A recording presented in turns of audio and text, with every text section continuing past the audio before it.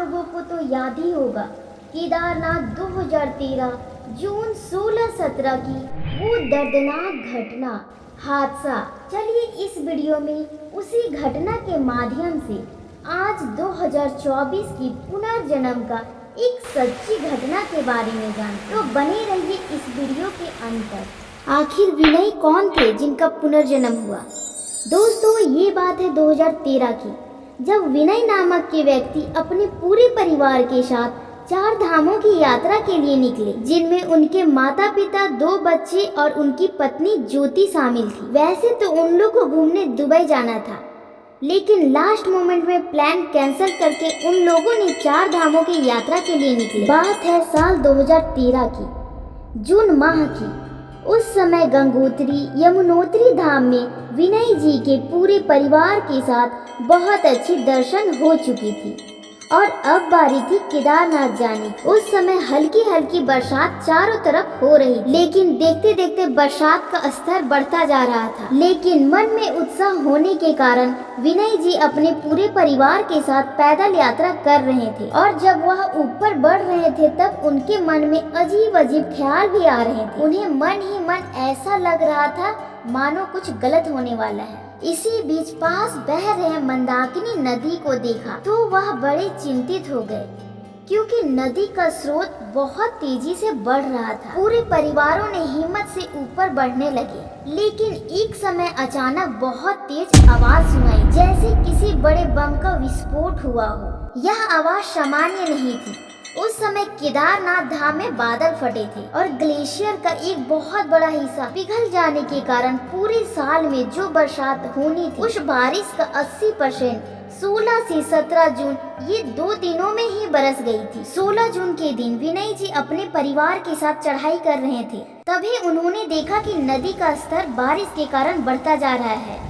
उन्होंने अपने परिवार को सुरक्षित रखने के लिए ऊंचाई पर चढ़ना शुरू किए और जंगलों की ओर वे लोग ऊपर भाग रहे थे। तभी उन्होंने जो देखा वह नजारा बहुत भयानक था। मंदाकिनी नदी अपने तेज प्रभाव में सब कुछ बहा रही थी, चाहे वह बड़े बड़े पेड़ हो, बड़े बड़े होटल हो, रेस्टोरेंट हो, और कई सारे लोग इस बाढ़ के चपेट में आ चुके थे। लेकिन अभी भी विनय जी का परिवार सुरक्षित था। उन्होंने अपने परिवार की सुरक्षा के लिए एक स्थान देखा और एक होटल में अपने पूरे परिवार के साथ ठहर गए।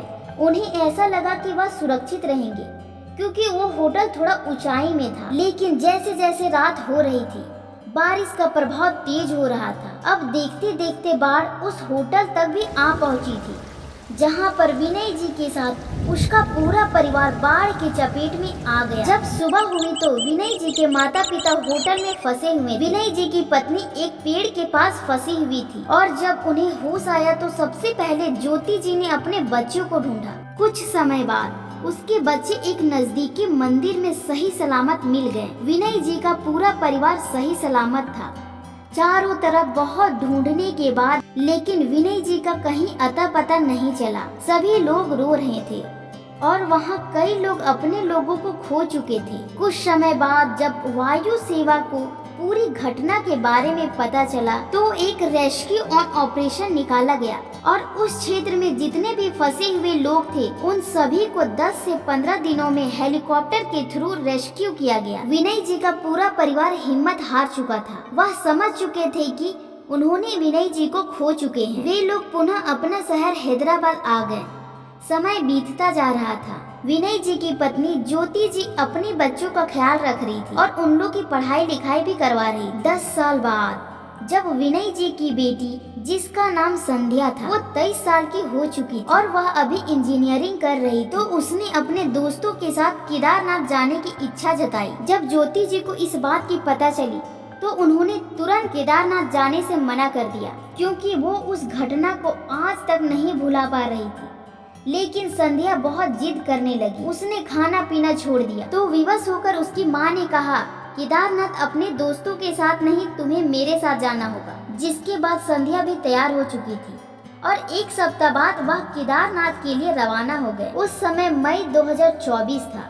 घटना को 10 साल बीत चुके थे, लेकिन आज भी वो दृश्य लगातार याद में आ रहे हैं और विनय जी के याद में उनकी आंख नम हो गई। लेकिन अपनी बेटी का इच्छा पूरा करने के लिए अपने डर का सामना करके उन दोनों ने बाबा केदारनाथ के दर्शन अच्छे से किए। कुछ समय बाद जब ज्योति जी को कुछ दूर में एक फूल बेचता हुआ बच्चा दिखाई दिया, जिसकी उम्र मात्र 10 साल थी। जब उस बच्चे ने ज्योति जी को देखा तो अचानक ही उसके हाव भाव बदल गए और ज्योति को भी उस बच्चे में कुछ अपना सा लग रहा था। और जब उस बच्चे के पास गई तो अचानक उस बच्चे का सर घूमने लगा और वो वहीं बेहोश हो गया। कुछ देर बाद जब उस बच्चे को होश आया तो उस बच्चे ने चौंकाने वाली बात कही। उस बच्चे ने कहा कि ज्योति आखिरकार अपने विनय से मिलने आ ही गई। मैं पिछले 10 सालों से तुम्हारा इंतजार कर रहा था।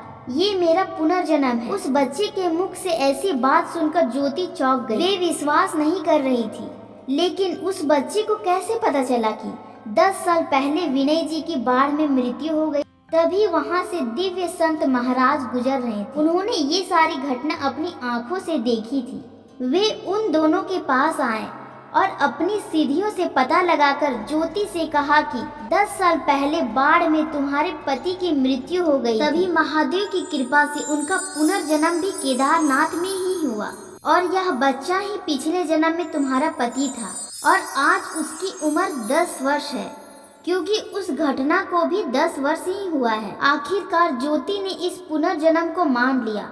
ज्योति जी को विनय जी पुनः मिल गए थे इस बच्चे के रूप में। फिर पता चला कि इस बच्चे का कोई भी नहीं। जन्म देते समय माँ गुजर गई और पिता कहीं लापता थे, तो ज्योति उस बच्चे को अपने साथ घर ले आई और उस बच्चे का पालन पोषण करने लगी। उस बच्चे का मौजूदगी ज्योति जी को विनय जी का एहसास कराती थी। अभी तक का केदारनाथ में घटा पुनर्जन्म का सबसे बड़ा चमत्कार बना। आखिर बाबा केदारनाथ ने एक पत्नी को पुनर्जन्म के रूप में एक बार फिर अपने पति से मिलाया।